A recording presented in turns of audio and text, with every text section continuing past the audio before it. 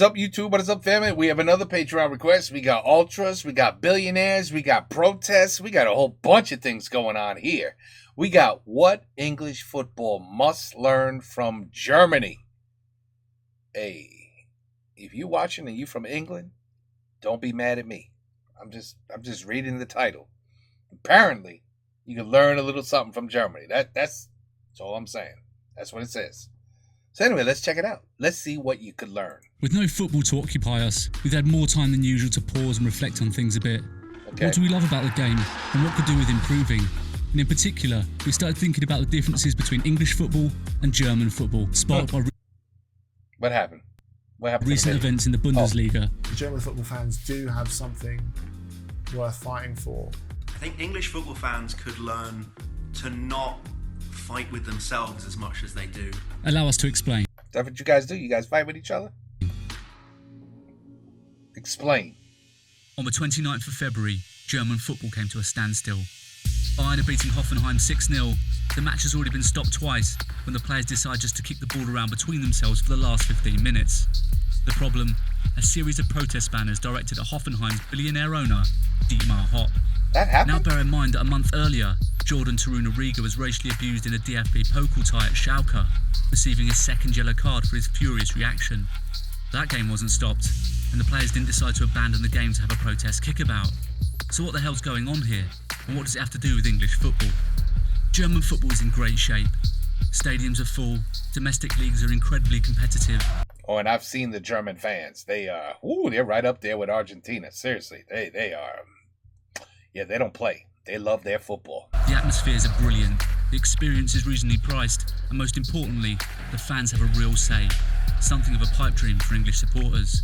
As Matt Ford wrote in a recent article for Copper90.com, the flags, banners, flares and confetti seen in stadiums across Germany are not only the product of weeks and weeks of preparation and organisation, they also represent something which goes much deeper and is much less tangible. Look at that. They're an expression of agency, engagement and involvement, the difference between passive consumption and active support of a football club.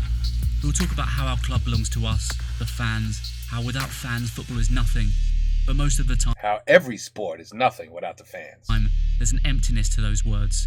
Our clubs generally belong to millionaire magnates, billionaire businessmen, and sovereign wealth funds. Same here. Every football team we got is owned by billionaires. But to really understand what this means in German football, you've got to understand the 50+1 rule. So the reason why Dietmar Hopp and Hoffenheim are not very popular with the majority of German football fans is because Dietmar Hopp and Hoffenheim go against the way that football clubs are run in Germany, the 50+1 ownership model, which means that the fans retain the power. What? They have more shares? Apart from a number now of high-profile exceptions, like Hoffenheim, like Wolfsburg, like Bayer Leverkusen, and in most recent years we've seen the emergence of RB Leipzig. German football is a world in which fans and club members still have a voice, still have a place where they can determine who are the people in charge of their clubs, what sort of statutes and what sort of political beliefs will be behind the club. That's awesome. I wish we did that too. A lot of German football fans feel it's highly unorganic, that their game is about tradition, and that Dietmar Hopp with his money has financially doped or completely Frankenstein this club into the top flight. And they've not quite enjoyed the level of investment or the global sporting network of Red Bull that Leipzig have. But at the same time, they're relatively stable in the top flight. I mean, they've been in the top flight since 2007 now, and they're not going to go away anytime soon. Borussia Dortmund fans have been particularly outspoken in their criticism of Hopp. Back in 2008, they displayed a banner with Hopp's likeness in the crosshairs of a sniper's rifle. Oh, that's, I'm not sure that would be allowed over here. That'd be like, I don't know, you pushing a button maybe a little too much there. Dortmund CEO Hans-Joachim Watzke spoke out against what he termed test tube clubs and called on the German authorities to investigate Hoffenheim. Then in 2011, it reached another level. You're about 3 years into the top flight tenure of Hoffenheim, and in 2010, Dietmar Hopp thinks, well, I can't go on being criticised like this. I've got to have dialogue with these fans. He talked about this recently in the wake of the incident between Hoffenheim and Bayern. He said, look, I'm not prepared to talk with these guys again because I already talked to them. None of them gave a millimetre, and I'm just wasting my time. I've never done anything to them, he said. Dortmund fans in particular would say, well, yes, you did, because if you go back to 2011, a Hoffenheim employee was caught piping noise through the speakers in the away stand at the Rhein-Neckar Arena to A, make them feel ill at ease, and B, drown out any chance about Dietmar Hopp. And this is after they've had their meeting to try and find some common ground. So after that, well, the ultras feel we can say what we want. It was reported that a single club employee had been behind the move, but Hopp's critics accused him of secretly supporting it. Anti-Hopp banners have been seen and chants heard at virtually every game between the two clubs ever since. Damn. The weekend of the 29th saw the issue come up again. I would not mess with these fans. I'm just saying, I would not go against these fans. I've seen them in action. I would not go against them. Fans criticised what they saw as a breach of promise by the DFB, who had just imposed a 2-year ban on Dortmund fans travelling to away matches at Hoffenheim over continued abuse of Hopp. In 2017, then DFB President Reinhard Grindel had pledged to end collective punishment of fans over things like unauthorised firing off of flares inside stadiums, although this was never formally adopted as a policy by the German FA. Then ultras groups across Germany took to the stands in solidarity with a unified message. Du Hurensohn, it said, you son of a whore, a not uncommon insult at German matches aimed at Hopp. The point of comparison is pretty clear. The reaction to the Dietmar Hopp case was very clear-cut. You had people saying it's a new low point for German football, it's something that we cannot accept, it's a red line that has been crossed, whereas just recently we had numerous cases of racism, of monkey chants towards black players. We've had blatantly sexist banners towards female ultra groups in Germany, which did not even trigger the first step of the 3-step plan. And this raises questions, and people. Is this recent? Or are we talking about years and years ago? People here are asking if insulting a rich white billionaire is your red line being crossed. Then where were you when there were actual cases of racism? Where was that red line back then? This is an old story, my friend. This goes on here in this country every day. Wasn't this incident a red line for you? But for Bayern and many other teams, the protests aren't just about Hopp, but about what a crackdown on their freedom to criticise him might mean, namely the beginning of a dangerous precedent on the restriction of fan rights. This is all a matter of a trend that has been taking place in German football in the eyes of many German football fans and many ultras.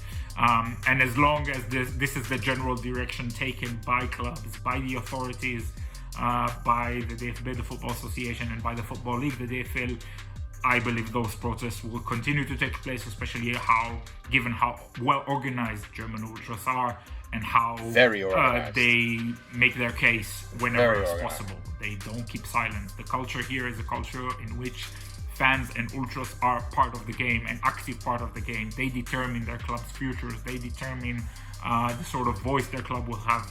So what can English football learn from all of That's awesome. this? Could you imagine if I could call the New York Giants up and say, listen, are you guys going to draft a quarterback this year? Why are you guys once again taking an old-ass quarterback that's like 2 years away from retiring? Why is that all? Why can't you find somebody good? You know what? I got to say in this shit. No, you're not going to hire that old-ass piece of... You're going to hire this guy coming straight out of college. You know what I mean? That is amazing that the German fans have a say, have an opinion that has to be heard. I don't know if their opinion is the final decision, but the fact that they're a part of the team, it's almost like being a shareholder. That is really cool. That is how not only you keep fans, you keep them happy, you keep them excited, you keep them alive to the game, you know what I mean? Or you do like here, and you just say, we do what we want. We're billionaires. We're just finding ways to make money. We don't want to pay the players too much because then it comes out of our pocket.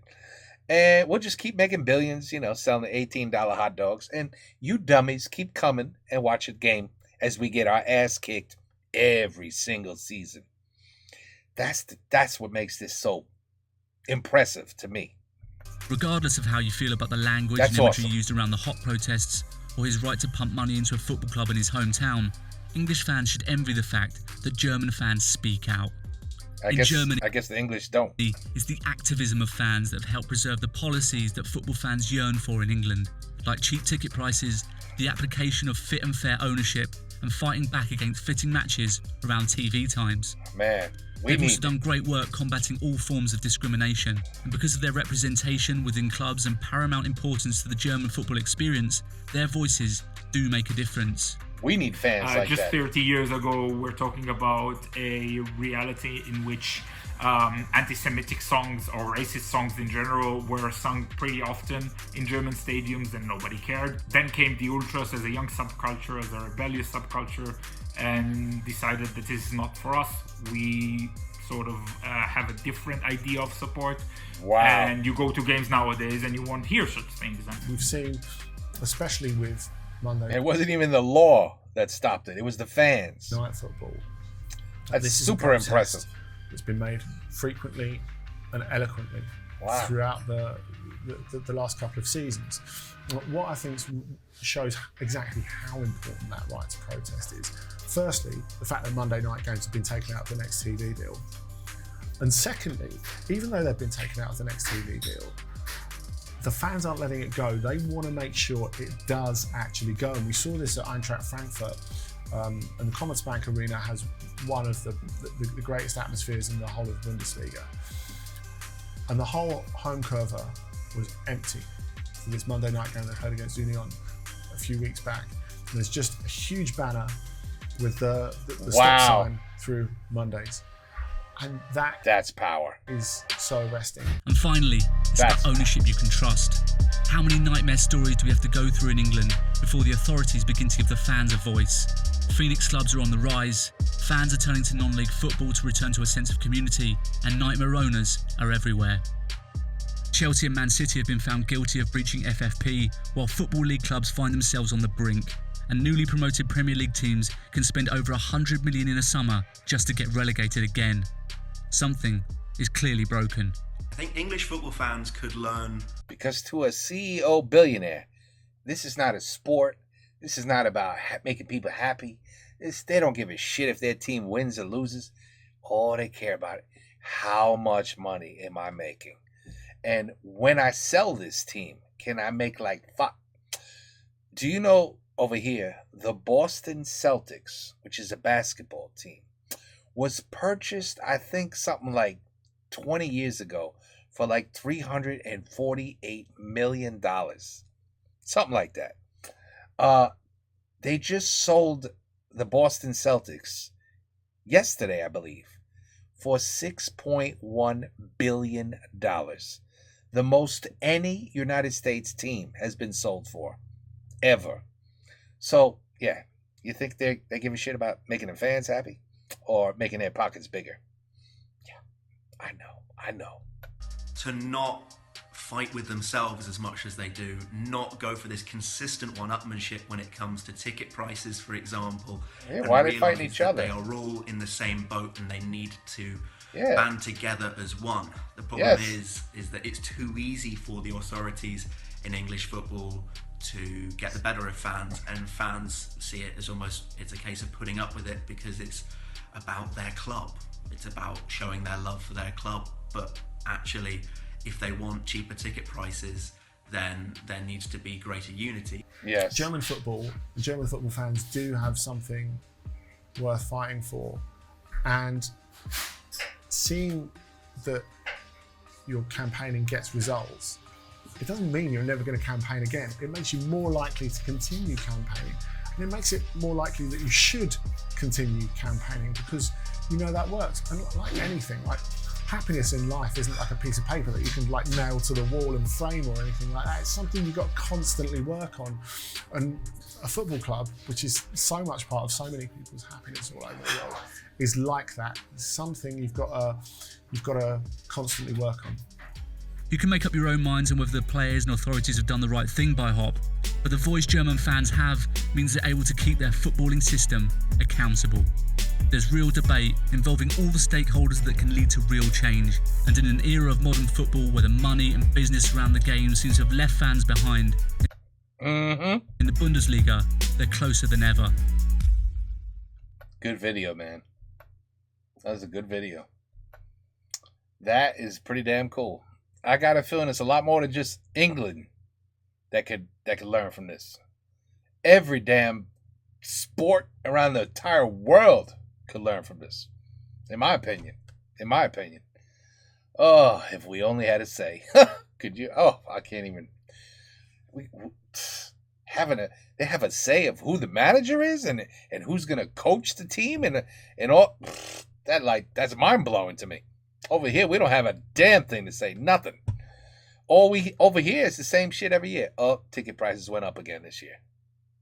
Oh, that hot dog is now $1 more this year. I mean, parking just went up another $5. Like, that's normal to us. And just like, I guess, England, we just go, oh, well, what can we do about it? Well, if it was Germany, they say, oh, hell no, this is not going to happen. No. You're not raising this, and that. Bullshit. Not us. You're not going to get that out of us. We just won't come to the game, and then we'll see how you feel. Over here, now, there's no type of organization could ever even make 20 fans stay home. So this is very impressive. It really is. Anyway, we'll see what you guys think. You surely know more about football than me. Soccer, European football, whatever you want to call it. But I mean, it's football. I know. But when the American says football, it's like, well, wait a minute. Is he talking about the NFL? No, I understand. Football, soccer. I got it. I don't know. I'm impressed. We'll see if you guys are. Take care. Peace out. Have a good night.